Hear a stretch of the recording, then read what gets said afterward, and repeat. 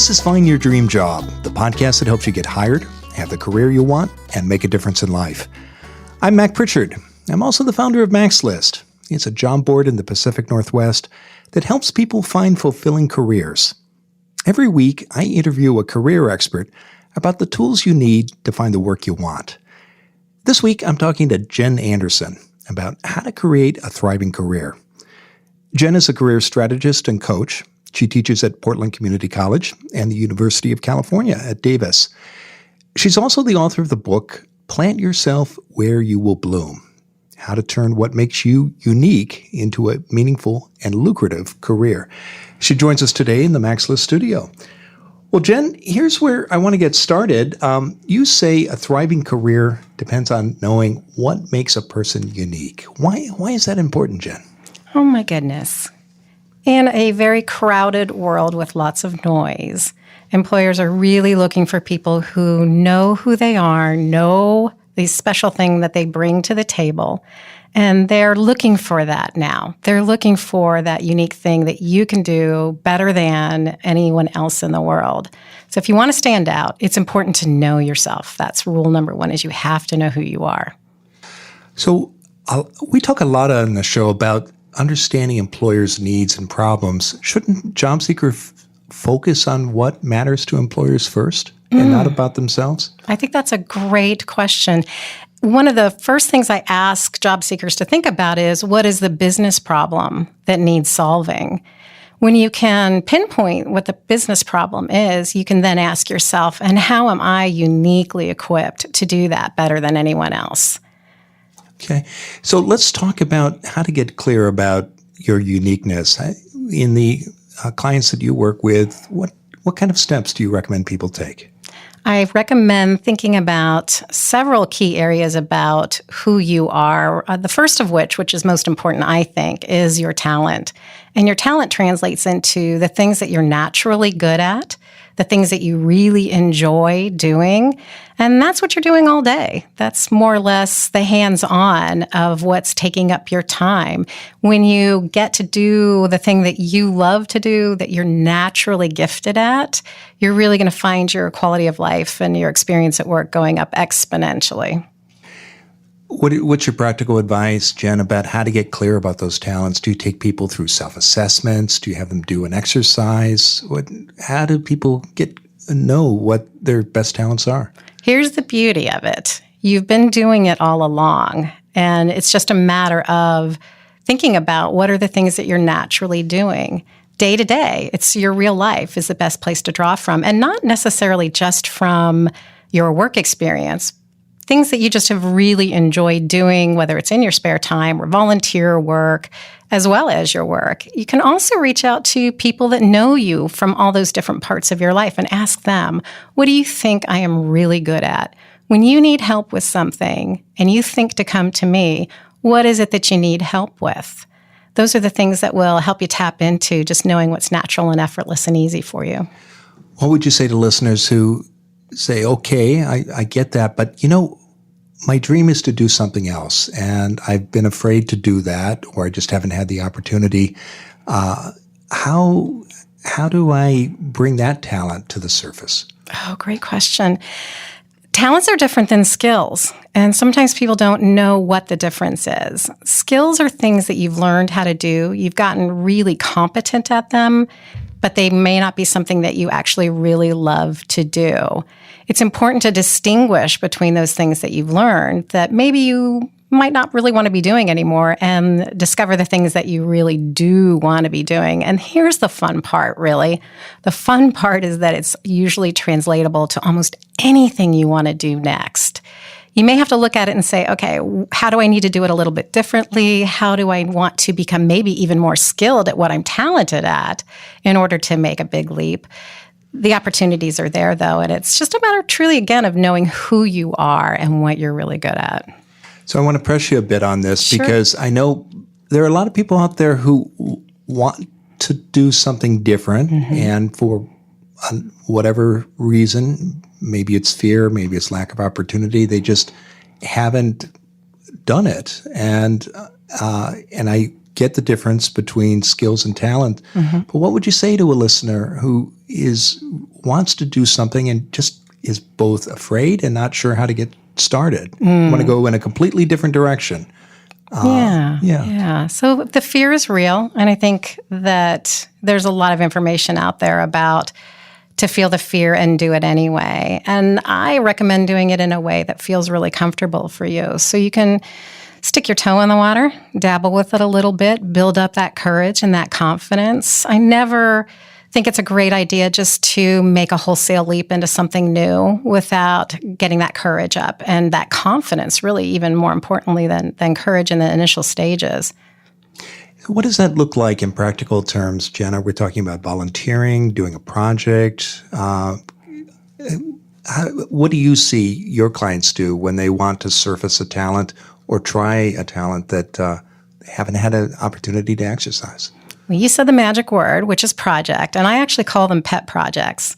I actually, that's one of the pieces, one of the steps in the book is to create a pet project, one that you can have that opportunity to practice, to play, to explore, be creative, and bring other people in on it at the same time so that you're not trying to create something in a vacuum with no input from other people and their creative ideas and suggestions about how you can develop further.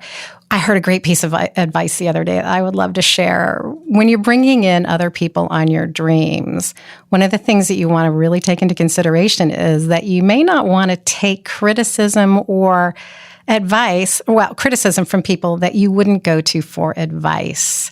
So really think about who are those people that you want to bring in on your pet project to make it come to life and create that opportunity for you to feel confident and moving forward. Okay. What other steps should people take to identify what makes them unique? You talked about getting clear about talents and skills. And before somebody begins that job search or is revisiting their career goals, what else should people be doing besides looking at talent and skills? This is one that I know is near and dear to your heart as well. It's to really get clear on what your values are. And values are not morals and ethics. Those are things that are important, but they're kind of the man-made rules of how to get along in society.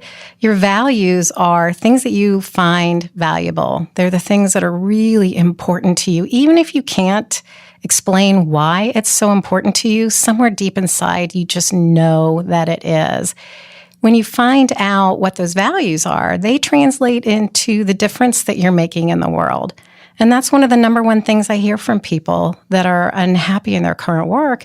They really want to be making a difference in the world. And I challenge them, I push them to say, what is that difference? It's not just making any difference. There's a difference you want to make. So what is that? And that's really found in determining what your core values are, the things that you really find important. And values aren't always about social change or making the world a better place. There are other values that people should consider in their career. Can you talk a little bit about that? I can. Just last night, I was working with a gentleman who really had as one of his top core values leisure time. And we got to talking about, well, what kind of a career would honor the value of leisure time and make that difference in people's lives? And he was coming up with really fun things like taking people on tours, guided tours of things like amusement parks. He had just a lot of different ideas and applications. So, being able to relax and enjoy yourself and have fun is a value too. I meet so many people too who want to make sure that while their job is important and their career matters, that there's time for family and friends and other things in life as well. And that's one of the other areas that I have people explore about themselves is their lifestyle. What lifestyle do they really want to be leading? Work needs to fit into that, to support it. Many times family is the number one value that people have. And I always say, let's take that one as a given, that your family is a value, and look at some other ones that would support you in really honoring that value of family. Okay. I want to talk more about lifestyle in a moment, but let's, for listeners who are wondering how to get clear about their values or the best way to consider them when doing either a job search or reflecting on their career, is there an exercise you recommend? I have a couple of fun ones that I have people do. One thing is, believe it or not, people are always showing us what their values are. And one fun thing to do is to go look at your clothes and look at clothes that have slogans on them. If you care enough to wear something around town that with a statement on it, chances are really good it's a value of yours. You may need to play with it a little bit to see how it might translate into your work world. But it's always there, bumper stickers on cars, memes, things that you post in social media. Those are all big clues as to what you really find important. Yeah, so people's identification with brands or ideas or campaigns or local community groups. Believe it or not, there's a value behind whether you would choose to work for McDonald's or Burger King. Which one would you choose? I expect we could do a whole episode on that. So I like that, but how do you turn that into something practical? Because, put yourself in the shoes of someone who's thinking about that next job or maybe thinking about a career direction, and they want to translate those values into applications and ideas and presentations at interviews. How do you see people do that, Jen? The thing to keep in mind about this, and I may be just kind of slanting off a little bit of what you asked, is to remember that values are not the only piece of the puzzle that you want to take into consideration when you're going after your dream job. There's things like your interests. So what are you really curious about? What could you learn more and more about on a regular basis that would just kind of fuel your curiosity and your intellect? Your knowledge. What do you already know? What certifications, trainings? There's quite a few things to take into consideration. So I wouldn't focus too heavily on one over another. But we can talk more about that if you want me to go more directly to the original question. I'd like to dig into that. And so what I'm hearing is if you need to be unique, and you need to think about the needs of an employer. And when you do that, you identify the problems that you're uniquely positioned to solve. And that your definition of uniqueness begins with getting clear about your talents, your skills, your values. And I know you mentioned lifestyle as well.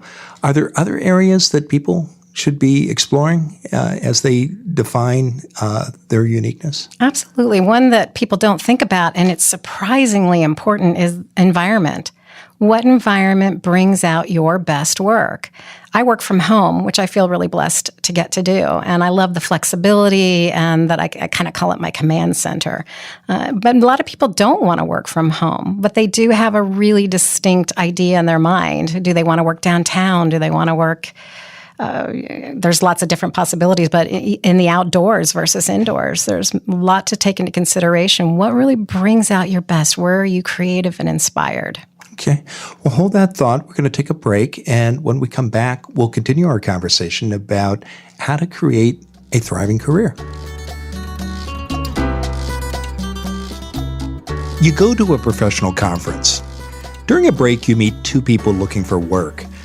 The first one tells you she's a digital marketer, and she wants a job as a senior account director with an ad agency in the travel and hospitality industry. She'd like to stay in Portland, but she's willing to relocate to Seattle or San Francisco. She mentions a few of the top employers in her sector and asks if you know of people at those firms. The second person tells you he's doing a job search. He's open to anything. In fact, he might even move across the country if the offer was right. And he'd be grateful if you'd let him know if you hear of an opening, any opening. Which one do you think will find a job faster? The applicant who knows what she wants and what makes her unique, or the one who's not sure what to do next and doesn't tell others what he has to offer? And which person sounds like you? If you're struggling with your own goals, I've got a free guide that can help. It's called Finding Focus in Your Job Search. Go to maxlist.org/focus. It's free. The people you meet during your job search do want to help. And when you know what you want, others are more likely to think of specific jobs or contacts you can connect with. Learn how to set your own job search goals. Get your free copy of Finding Focus in Your Job Search today. Go to maxlist.org/focus. Again, that's maxlist.org/focus. Now let's get back to the show.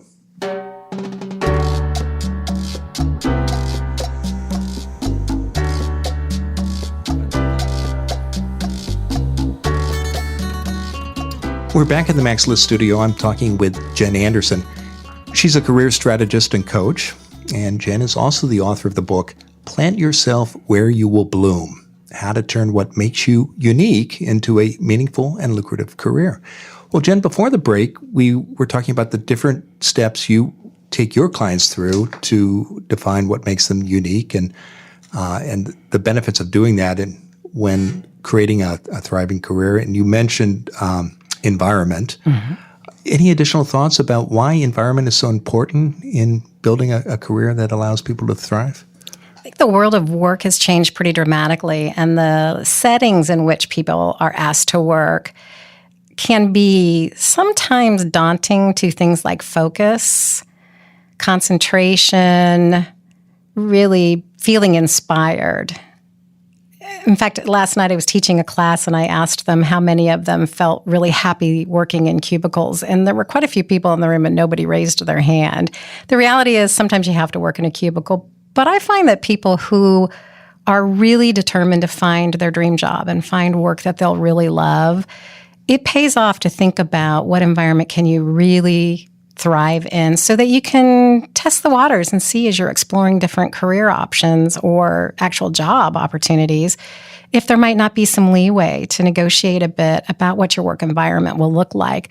And I find that most people don't think that that's even a possibility to ask for that. And it is. It is. And very often you can negotiate something that will feel more like a good fit for you and bring out your best work.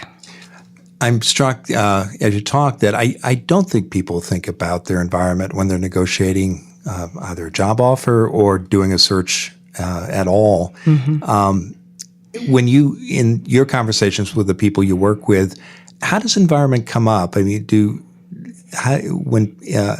when people reflect on that, are they thinking about past experiences where they did their best work, or how do they understand what kind of environment is going to allow them to shine? One story I can tell you is that I've worked with quite a few millennials. And one of the things that I love about them, they seem to have an unspoken slogan that they all know about, which is, tell me what you want me to do and then leave me alone and let me do it. They really have this sense that they can be in charge of their work product in doing it in a way that in an environment that brings out their best. I think it's really important to recognize that both for job seekers, but also for employers to recognize that things are shifting a bit, and it really is an important aspect. We haven't talked about money yet. And how do you recommend listeners think about money when planning their career or doing a job search? Money is crucial. And I always tell my clients, think about 3 different levels of income. One is, what would the cut back a little bit in order to make a leap into something new, possibly, although I find that they don't usually have to do that. But what would be that cutting back number? What's the number that you currently need? And then add 10 to 15%. Because I find that so many people undercut themselves and try to skimp when it's just not, you can't do your best and be at your best if you're struggling with money. And then for fun, there's the sky's the limit number. And that is really near and dear to my heart because I love helping people to think bigger than they've ever thought before.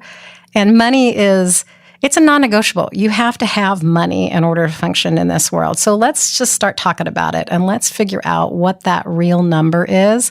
The beautiful thing, Mac, 20 years of doing this, I have yet to have a client have to take a pay cut in order to do what they really love to do. And most of the time they make significantly more money.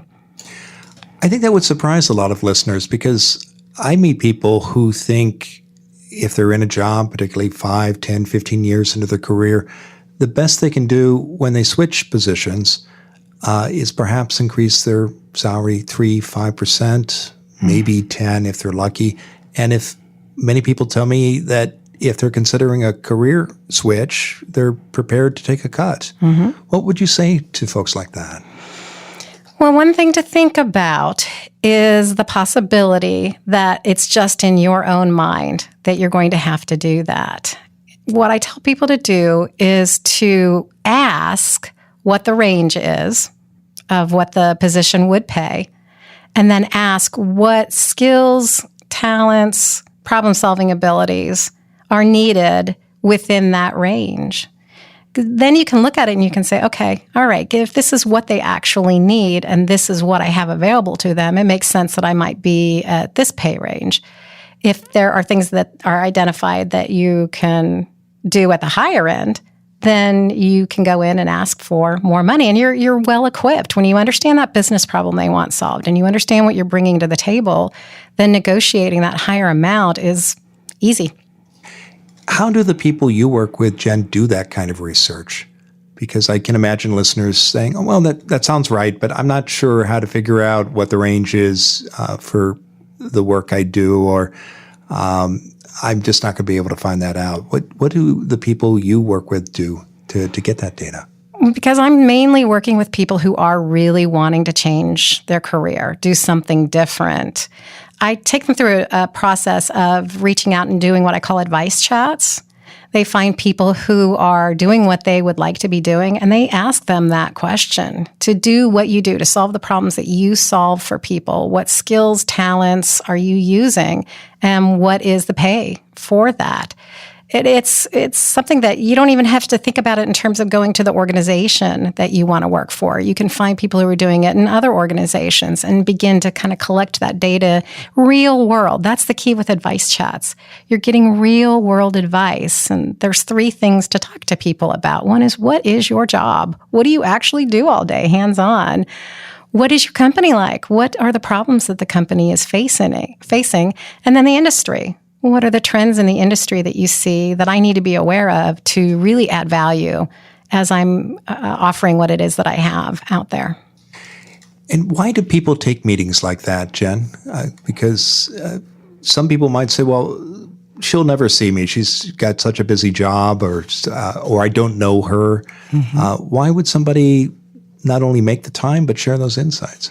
The key word is advice. So you notice I didn't call it an informational interview. When you attach that word interview, it immediately makes people think job. And if they don't have any openings, they're going to say, I'm sorry, I can't help you. When you approach them and say, hey, I was wondering if I could get some advice from you, it changes the game significantly. And I don't know about you, Mac, but I know a lot of people who love to give advice. I do too. So when you ask people for advice, it's flattering and they want to give back. That's the thing about people that I think it's so important to keep in mind. They really do want to help. They want to give back. And if they can see a way that they can, they always will. I also find with the most senior people, one of the reasons they're often successful is that they don't tell others what to do. Mm-hmm. They ask questions. Mm-hmm. And so when someone approaches them and actually wants advice and lots and lots of information and direction, it's they've been waiting for that person for a long time, haven't they? Beautifully put. Yes, absolutely. Well, terrific. Well, so we've talked about money, environment, lifestyle, values, skills. What are some of the other elements that people need to consider when creating a thriving career and getting clear about what makes them unique? Well, there is one last key one, which is people. We haven't talked about the role that people play. Okay, let's dig into that. So, Mac, do you know the number one reason people cite for leaving their current job? I would imagine they're unhappy either with the people they work with or with their boss or both. Their boss. It's their boss. They tend to stay longer than they should because of their coworkers. They love their work family, and they'll be really loyal to them. The number one reason is their boss. And so it's so important to take the time to think to yourself, what kind of a boss brings out my best work? How do people discover that? Should they be reflecting back on previous supervisors they've had? And if you're just getting started, how do you figure that out? Great question, because that's a reality. So yes, it can be if you've had a great boss, you can say, okay, what worked for me? What were the traits and qualities of that person? Even a bad boss, you can say, what did they do that didn't work for me? And then you can possibly flip that. But really, I have people think about their favorite people in the world from any aspect of their life. What are they like? What is interacting with them like for you? What makes you feel good? What makes you want to create? What inspires you? Really, the evidence is all around you if you take the time just to think about the people that you love to be with. Well, this is a wonderful process. There's a lot of room for reflection here. And some action to take, like you mentioned the projects and advice chats. How do people act on all this? Do they write these things down? Do they turn it into a to-do list? What do you see the people who are successful at creating that thriving career and getting clear about their uniqueness do? So first is really exploring each of those areas. And that's primarily when I'm helping people. That's what I help them do first, is explore each of those areas. And here's what's fun. It actually becomes a checklist. So you can envision it any way you want, depending on what your way of thinking about things is. It could be a bubble chart. It could be an actual checklist, but category by category. And then when you're thinking about what you want to do and you have a direction, as you're talking to people, getting their advice, you can go back and form questions from that checklist so you'll know what kind of advice you're actually looking for. And then when you get a job opportunity in front of you, you can go back to it as a checklist and say, how many of these things fit into this opportunity? What's your experience with the amount of time it takes to do something like this? When I take people through a process, it's about 2 months. And it takes that time, I think, to really reflect and kind of get used to the process, because it's a different way of thinking about things. Most of us are just used to looking at what we've already done and trying to put together a resume and hope we can find a job listing where it makes sense to adapt that resume and make it fit. For this one, it's more introspective. And I think there's some real value in taking your time and going through it and thinking about it critically and really asking yourself, how can I go deeper? What else? What else is important here? Why is this important? And to be clear, Jen, you're not envisioning that somebody would do this 8 hours a day for 2 months. This is over a period of 2 months. Right. Perhaps how many hours over the 8 weeks? Oh, maybe about 8 to 10 to 12. I mean, It depends. It depends on if you've got some blocks, if you've got some things that are some fears surface, things that you need to address, which is the reality of it, and why I do what I do is to help people over those things. So sometimes there can be stumbling blocks that need to be looked at. But some people take a really long time and they're really slower, and some people are just really insightful quickly, and it depends. Okay. So 8, 12, 16 hours over the course of 2 months. Yeah. All right. So that sounds manageable. Mm-hmm. Well, it's been a terrific conversation, Jen. Now, tell us what's next for you. Well, actually, what I'm playing with right now is finding clients who have a big idea and something that's really sincerely coming from their heart about a difference that they want to make in the world, who recognize that it's maybe a big process and they want to partner with a coach to help guide them to really make it come true. I'm really excited about this. This is coming from the bottom of my heart. I feel like it's a treasure hunt to find the right people. I can feel the energy. Yeah. And I know you have a special offer for our listeners. Can you tell us about that? I do. I have an audio that's available, and it's got a kind of a funny name, but it's called the Pillow Test. And it's how to know if your new career dream is really viable and something that you actually should do. And I'll just tell you why it's called the Pillow Test is when you lay your head on the pillow at night, what happens for you when you're thinking about doing this? Okay. So we'll explore the different things that are important to know. It's an intriguing title. I know people can find that by visiting jenniferanderson.com/maxlist, and we'll include that in the show notes as well. Well, Jen, given all the useful tips you've shared with us today, what's the one thing you want our listeners to remember when creating a thriving career? You are unique. You are a unique combination of talents and preferences about your work. And when you take the time to really know what makes you tick, makes you who you are, it makes everything so much easier for really, honestly, for the rest of the time that you want to be making a living. Well, thanks for joining us today, Jen. Thank you.